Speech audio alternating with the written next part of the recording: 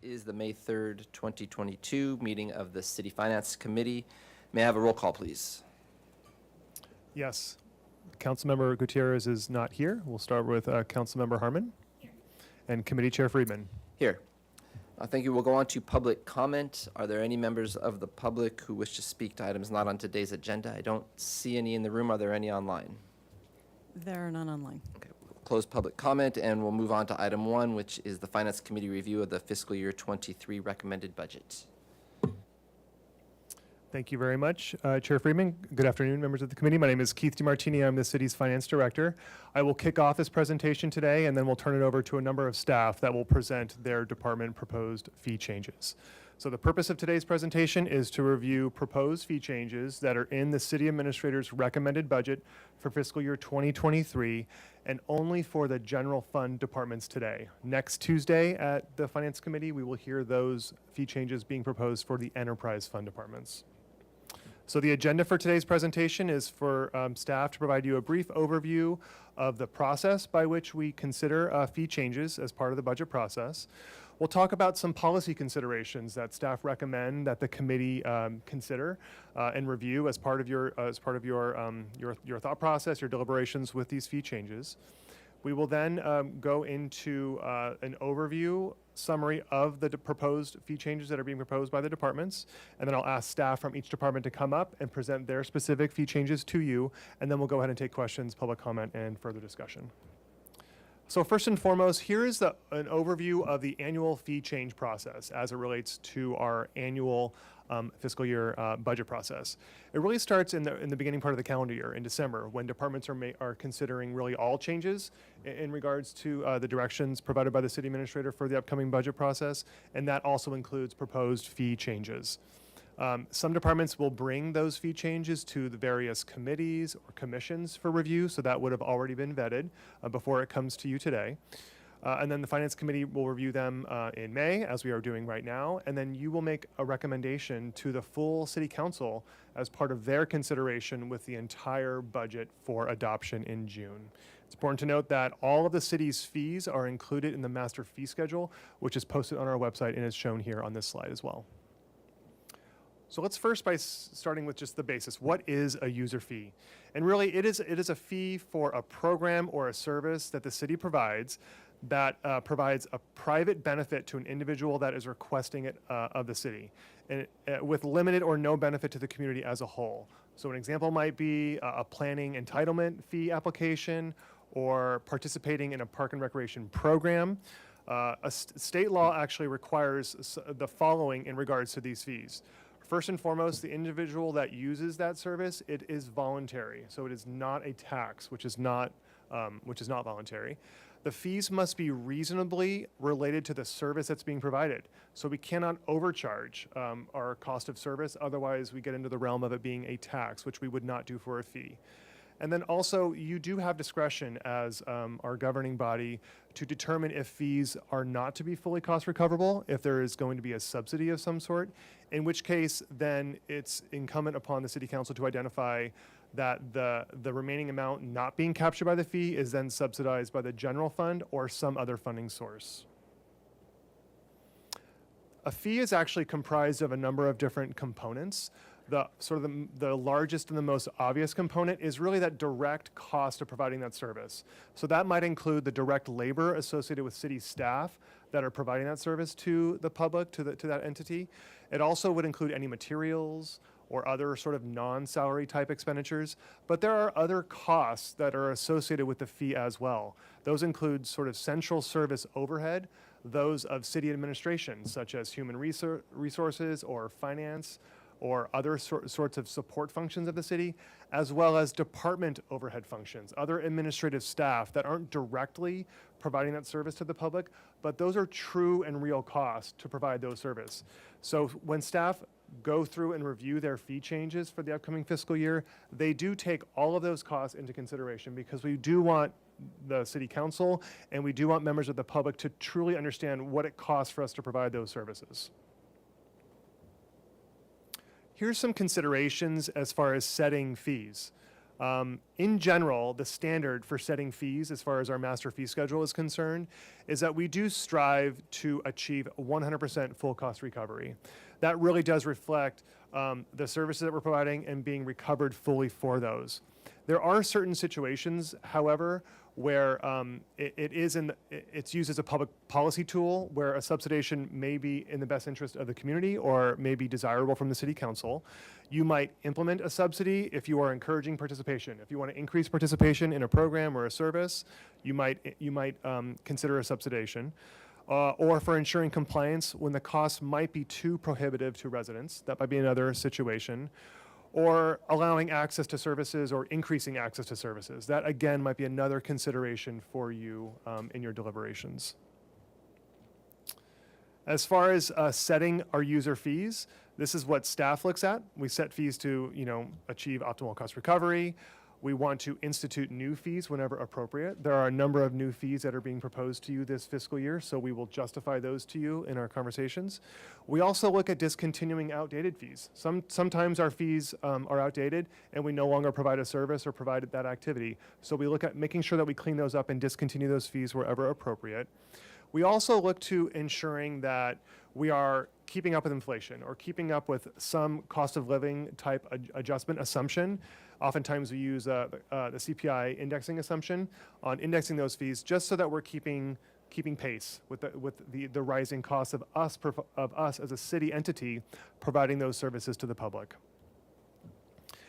Periodically, and this is very common in community development and public works and a number of other cities, where a very thorough, robust user fee study is conducted.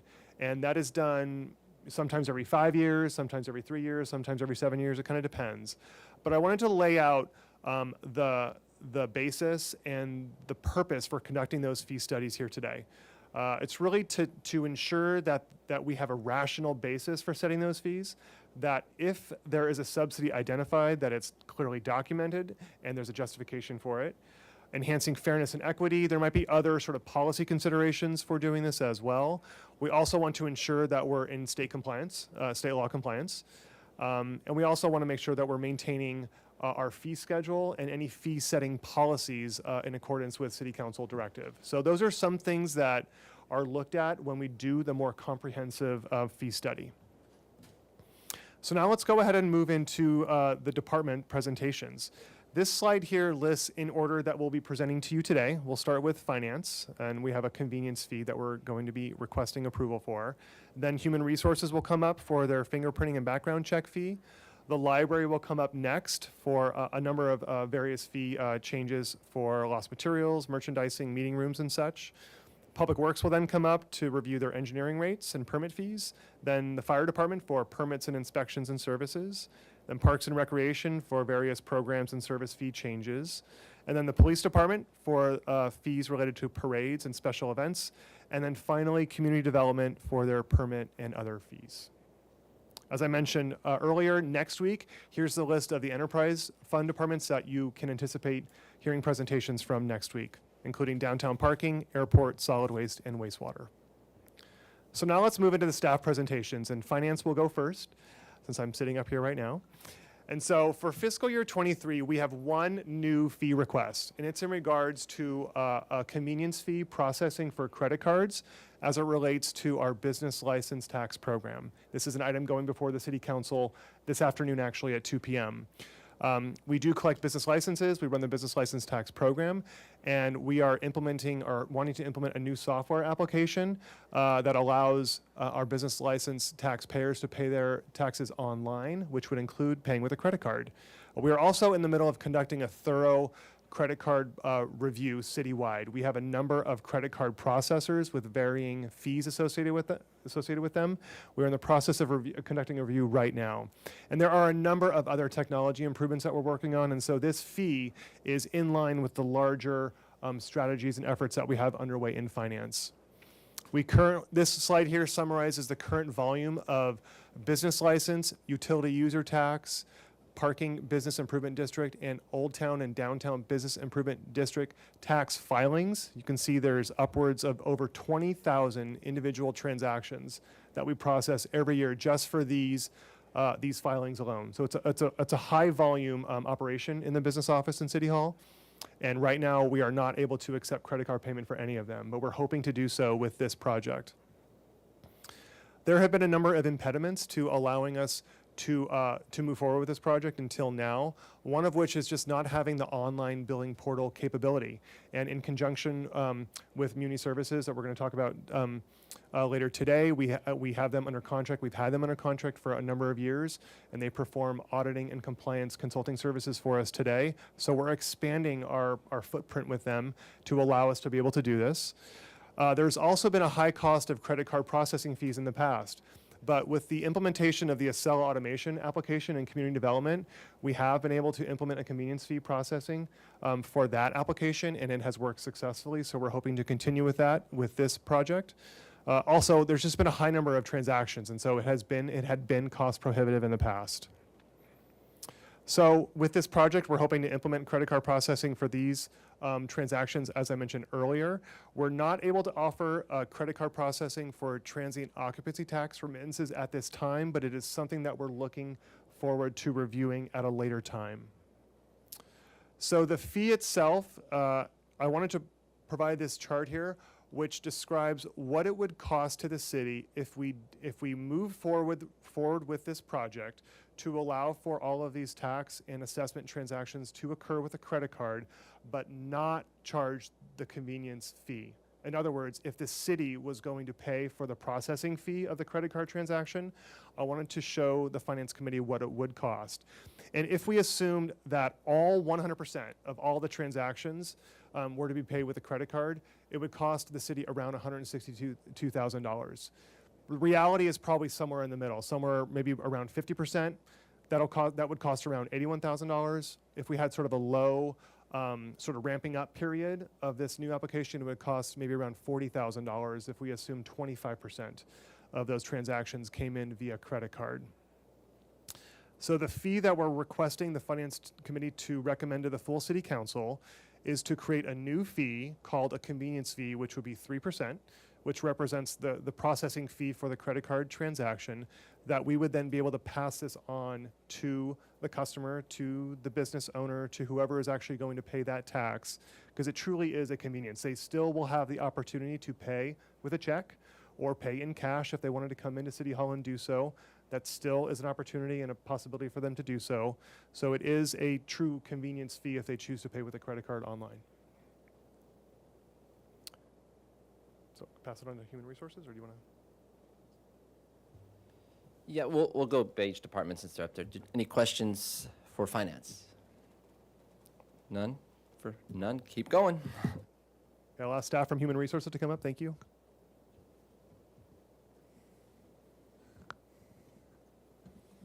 Good afternoon, Chair Friedman, Committee Member Harmon. My name is Diego Martin, analyst. I'm working with HR this year on their budget and their fees. So this one's fairly straightforward. The city has offered fingerprint and background check services to the community for a long time now. I think historically that's been centered out of the police department. My understanding is that because of operational and staffing considerations, they've rolled back some of the services they're offering to the general community, but I think as a staff, we thought that this service was still important, so HR is deciding to house that service for certain types of background and fingerprint services, particularly for pre-employment checks and the like. And so we basically modeled the fee around how PD has worded their fees in the past. And so this is a city fee designed to recover city costs such as staff time, some of the equipment that we use for the fingerprinting, and there's also some training costs that might be applicable here. So in addition to the $12 and $30 charge that we collect and keep, there's also additional charges that we pass through to other agencies. And that's basically it. Thank you. Any questions? Not bad, right? All right, thank you. Up next, we have the library. Good afternoon, Chair Friedman, members of the committee. I'm Christina Hernandez, Library Services Manager, and I will be going over several fee changes today. This is just a general overview of what we are proposing to update our fee schedule for our lost materials, as well as new library merchandise and several fees associated with our venue rentals and the equipment in those rental spaces. Next slide. The first one is our lost material fee changes, and that is just slight increases to align what we charge for unreturned items with what we actually pay and for the processing that goes into that. And then we've added an additional library of things tier. Next slide, please. Library merchandise, based on many requests from our library patrons, we would like to start selling new library merchandise, bags and onesies, things like that. So we will be placing those in the tiers based on the cost of the item and a 20% profit. Next slide, please.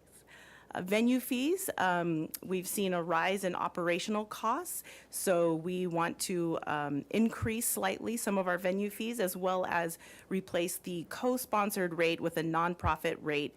And this will allow all nonprofit agencies a discounted rate, whether or not they are co-sponsoring an event with the library. Next slide. And here are the increases for-profit use for all of our library spaces. So they increased in a range from $25 to $125 based on the size of the space. And you'll see in the second column, that's for the first 3 hours. And the very last column is a third of that price for each additional hour. And then for the same spaces, they also increase, but at a 50% rate at the for-profit fees. And then venue fee refreshment charges, cleaning costs have increased, so we just want to increase the refreshment fee accordingly. So we've added some new fees also to our library plaza, outdoor spaces, as well as once construction is done, we expect that space to be rented and people will want to serve refreshments. Next slide.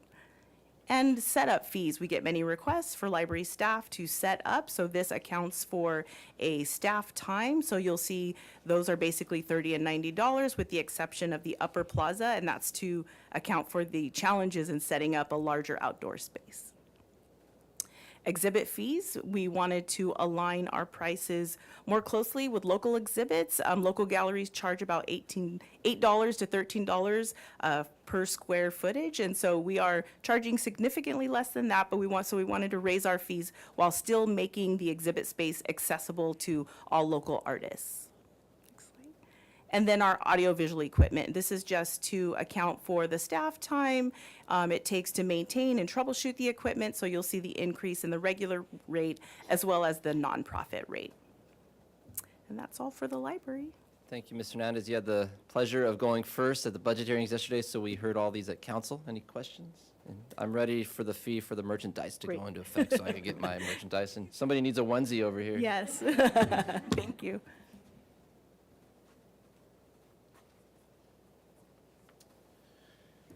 Good afternoon, Chair Friedman, Committee Member Harmon. I'm Adam Hindle, Principal Engineer in Public Works, and I'm here today to talk about a couple fees within land development within Public Works.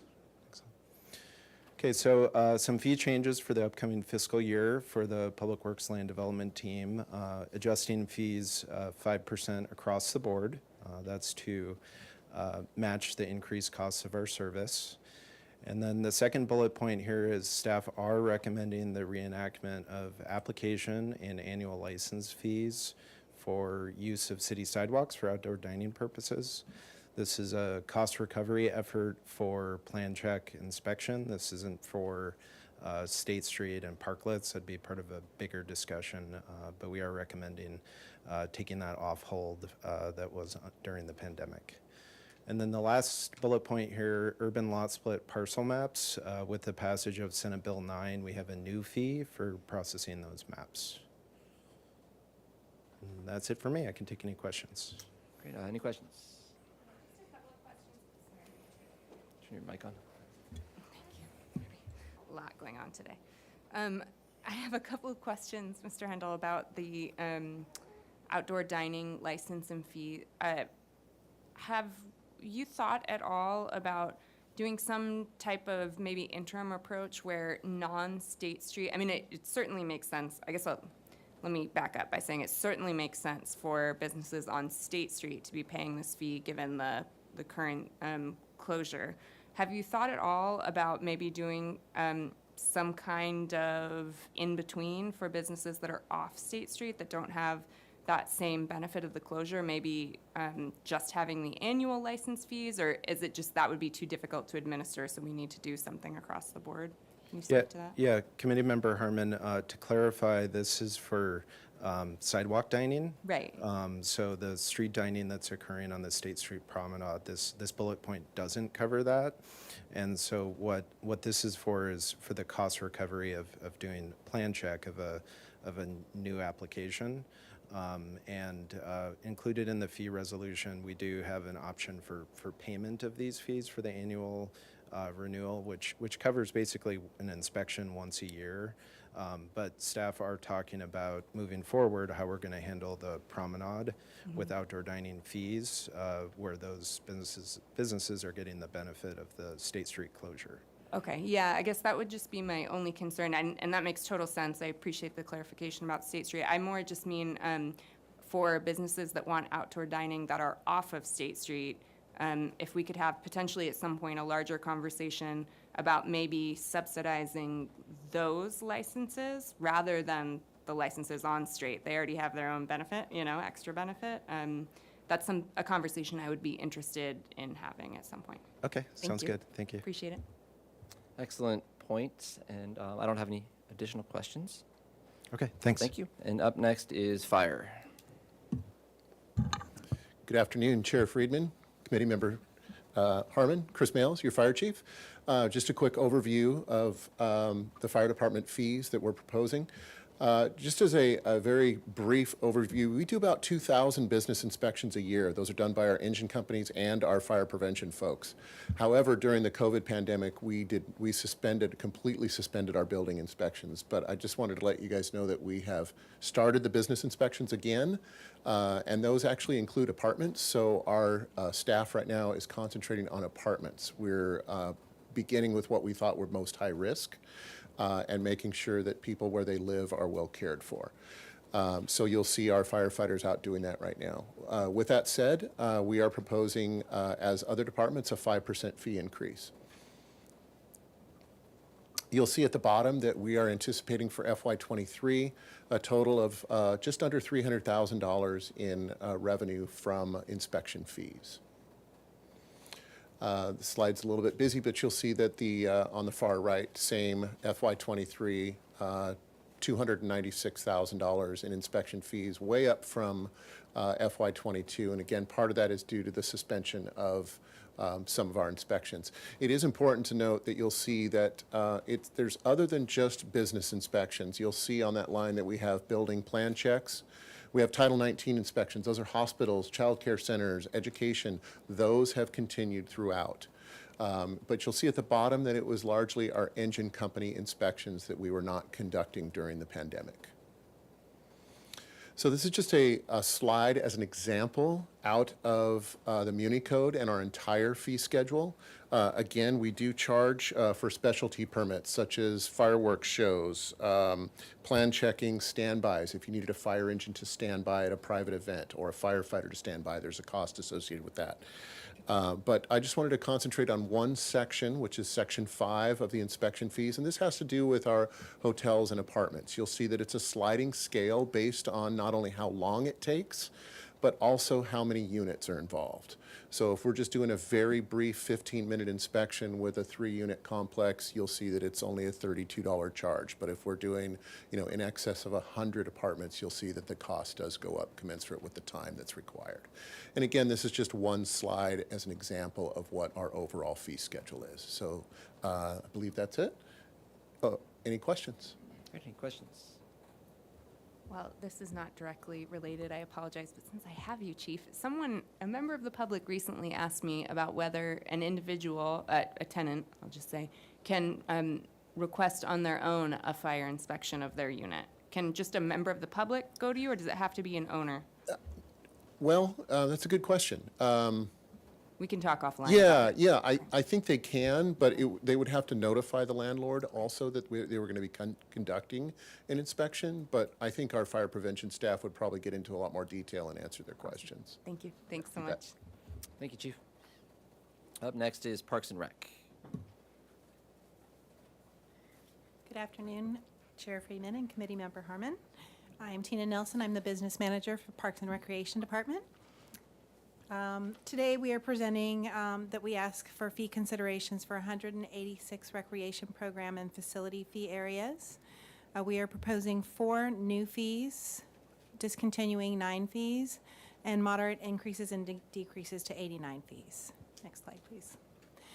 Things that we consider when we are proposing these fees would be that we maximize participation. We want to consider that we have as many participants as possible, so it's that line between not charging too much so that participation drops, but also charging enough so that we can have some cost recovery. We assess the community benefits. Is this a unique program that is being requested or needed by the community that we're able to provide, that we're not duplicating efforts? We look at the needs of our target audiences. We take into consideration the demographics of youth, adults, and seniors in our community. We assess how are we doing compared to our competition. Are we in line, ideally below what the competition is offering, because we do want to provide a great value for the community members of our city. And lastly, the cost recovery, so that we want to make sure that where possible that we are making money to cover the costs of the program, so that we're not in an upside down situation. Next slide. Here are some examples of some of the fee changes that we're proposing. For many of our camps, we are having an average of 3 to 10% increase. Boutique camps might be slightly higher with their proposals, and this is to offset the cost of either increased operating materials and or staff time costs as well. Youth Activity Skate Camp is one that I highlighted for today. An increase of 8% to that session. Aquatics fees, we are proposing a 12% increase.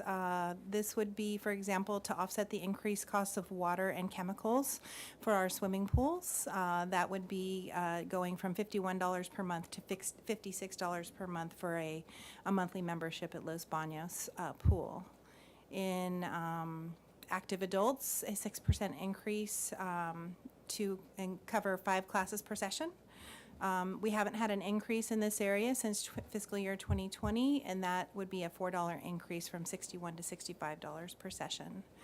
Our indoor facility rental fees, we're proposing a 6% increase from last year. This is to cover the costs of CPI, but we've bundled our fees to include the wear and tear on the furniture, the costs of event monitors, additional security, what it costs to set up and take down these events. So we are approaching these fees with a bundled approach so that we're providing value to the people that are interested in renting our facilities.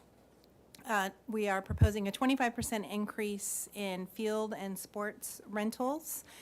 This is, again, to offset the costs of turf renovation projects and maintenance costs for the wear and tear on the fields. The example would be $16 per hour to $20 per hour for the youth baseball rate for something at McKenzie Park. And lastly, another example would be to increase our pickleball permit fees. The annual rate would go from $70 to $75 per year under this proposal. And again, this is offsetting our court maintenance and staff time. Next slide. We also would like to take this opportunity to highlight that we do offer free or very low-cost programs to our community. Our Summer Fun program is being utilized again this summer. We're really thrilled with the demise of COVID and the return to normal activities that the Summer Fun program, which serves 400 youth in the community, is in registration right now and will probably be likely operating at full capacity. We have free recreational swim programs, food distribution at a number of our community centers, free teen programs such as the Youth Apprentice and Arts Alliance programs. Concerts in the park are going to be making a comeback, things of this nature. And we also do like to highlight that we do offer scholarship opportunities to programs as well. We have 65, let me double check my numbers, 65 scholarship opportunities for the Recreation After School program, which represents about a $50,000 offering to the community. And we have 154 scholarships with our other camps under the Campership Alliance program, and 350 youth swim lesson scholarship opportunities. Next slide, please. This concludes my presentation, and I'm here to answer any questions that you might have. Do you have questions? I have a couple. On the scholarships, I assume there's a lot more than what's listed here, but we work within each program to Yeah, provide scholarships. Yes, we do. And then just since you showed the example of I want to say it's the baseball, so it's a 25% increase. In instances where there is a large increase like that, are we working with the organization because then they would have to raise their rates for participation and they might not have access to as much scholarship, or maybe they do. So are we cognizant of if they're providing the service and how that would impact those ability to participate through scholarships? So I just want to make sure we're taking that into consideration when we're setting those rates. I have Rich Hanna here with me. He would be able to better speak in detail to answer that question. Thank you, Mr. Hunt. Did I articulate that well? I just want to make sure that when we're doing our own, we're taking into consideration scholarships, but when we're putting such a heavy increase to an organization, then they need to provide the scholarships. So I want to make sure that we're having that full end-to-end discussion so that the youth have those scholarships available. Sure, great question, Chair Friedman. So the short answer is yes. I would say with the larger organizations here in town, we actually co-sponsor them, so they don't see this kind of a jump right away. So someone like Pony Baseball, we have a 2-year contract, so we phase that in over the 2 years. I would also comment that these fees are significantly lower than the school district right now that's recently increased their fees. So we have a challenge that we have to renovate our fields from high use, but we're still very low compared to the local market. Since you mentioned the school district, thank you for sharing that we phase them in. With the school district, do they use our facilities? And my understanding is we're going to work with them on a kind of updating our MOUs with them so that we're working with them on our own costs. So great question, Chair Friedman. So the short answer is we actually need more access to the school district facilities to provide our programs and services. So what's recently happened at the high schools is they've all gone to synthetic turf. So their fees have gone up pretty substantially. We used to operate the program at the junior highs, but the school district took that program back about 5 years ago. So the goal for the new joint use discussion with the school district would be to increase access for the community on school district properties, fields, and some of their sports facilities. Great, thank you. And I know we have a model with the, I think, the summer nights. I assume that's the one that we're starting this year. Correct. On the, at the Cooper Junior High. So I'm looking forward to that. And so thank you. Great. Thanks. Next up is police. Good afternoon, Lori Peterson, Business Manager at the Police Department. We have some minor changes for our special event fees for the next year. We're looking to add 2 positions that weren't currently on our fee schedule, and mostly that's the opportunity for community events where we do require a commander to be present, or lieutenants are used to fill positions due to staffing challenges, that we now have the opportunity to do a cost recovery on that as well for their overtime. And then we also included an adjustment for the police sergeant and the police officer staff for, again, for the large events. These are for our cost recovery. Applicants come in, fill out, make the request, and then they're charged the fees for that overtime. Those are our changes. Any questions? None. Thank you, Ms. Peterson. Next up is community development.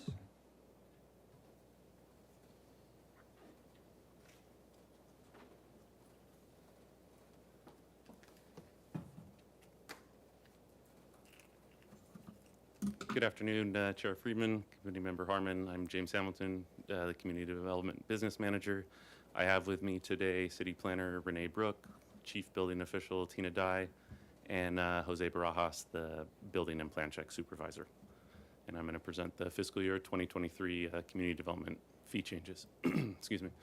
So we have 2 broad categories of fee changes that we're bringing to you today. The first is a 5% across-the-board fee increase to planning and building and safety fees. This change is necessary to keep pace with the increasing cost of service. You've heard from 2 other land development operations today, Public Works, Land Development, and Fire. They're bringing forward the same change. We're bringing a consistent change with that. The second category of fee changes that I'm going to walk through across a couple slides is for planning. We have a number of new fees proposed and a couple of fees that fall outside of that 5% range. And as we get into these, I just want to make the committee and the public aware that on the city's webpage at santabarbaraca.gov/CD fees, we have additional detailed fee information for community development fees available.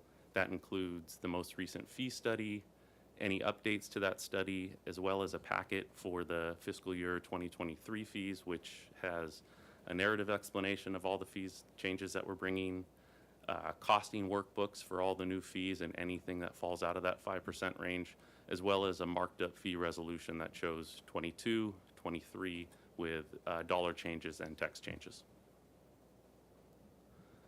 So I'm going to quickly walk through the proposed new changes and adjustments that fall out of that 5% range. As I stated, I do have the city planner here with me to take any detailed fee questions. So looking in the design review fee category, we're proposing 2 new accessory dwelling unit and junior ADU fees to represent kind of the difference in the complexity of those. So we have a single unit residential and a 2-unit multi-unit or mixed use. The other new fee and design review actually really already exists under a level 1 administrative review. We're just breaking that out to be a separate category and differentiate it. Moving into coastal zone review, we have 2 new fees that we're recommending there. One is a coastal exemption with no documentation required, and the second is for emergency coastal development permits. And we have a change outside of that 5% range here as well, and I just wanted to highlight this one where when staff went through and analyzed the time it takes to provide some of these services and looked at the ADU fees, they found that those in the coastal zone that don't fall on a bluff top lot, the costing actually came out below what we're charging in FY22. So we're recommending a 23% increase, or excuse me, decrease in that item, or a reduction of $1,670 on that particular one. And looking at the environmental review and special studies category, we have just 2 new fees in this category. One for staff review of contracts for resource monitoring, and an additional fee for filing of public notices that is going to be charged at the fully allocated, fully burdened rate for staff, plus any additional outside costs associated with that. For pre-application services fee category, creating a 2-tiered planner consultation system to kind of reflect the difference in complexity of those consultations, adding a fee for a slope calculation on a lot, and also creating a 3-tiered system for zoning letter services. 2 of those tiers already existed, so it's really just, the new fee is just this, the most base level fee in that, which is the minor zoning letter. Next slide, please. I'll step through these quickly. In sign review, we're recommending 2 new fees, which really actually already existed in another area of the fee schedule. It's just to add clarity that these fees do in fact apply to sign committee meetings and hearings. And then in zoning review, we have a new fee for SB9 projects, creating or adding ADU fees to kind of reflect the difference in the complexity of those projects and how the different fees can be charged. And then next slide, please. The last change that we have kind of falls outside of that 5% adjustment range. And when staff went through and did the review of services and the staff commitment to provide the service, two items were identified. One, that when our last fee study was done, that there was an underestimation of staff time spent on the 2 rounds of plan review. And also they just updated each of those services to reflect how much staff time is involved with those, and then updated the cost of service accordingly. And there were numerous of those, so I didn't add every single one of them. But as I stated previously, all that information is available, santabarbaracia.gov/CD fees. There's a very detailed packet of information there.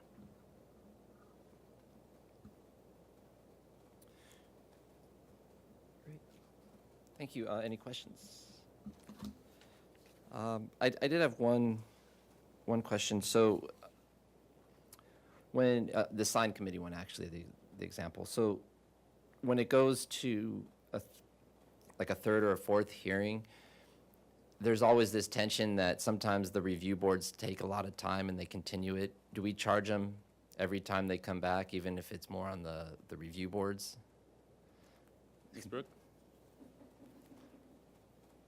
Because I know that's something we're trying to limit, is how many times they go before review boards. And I just want to understand if, like, every time it comes back, and I'll just use the sign committee as an example. Planner on this.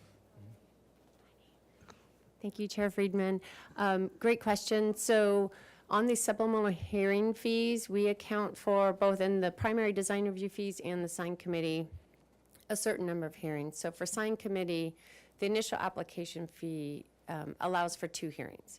If it's for whatever reason, a sign application that's just taking longer to get approval, then we'll charge the supplemental fee because it wasn't accounted for in the application fee. Okay, so we have multiple hearings up front, and then it's up to the applicant to kind of work with this sign committee to reduce the number of hearings. Okay, that answers the question. Thank you. Any other questions?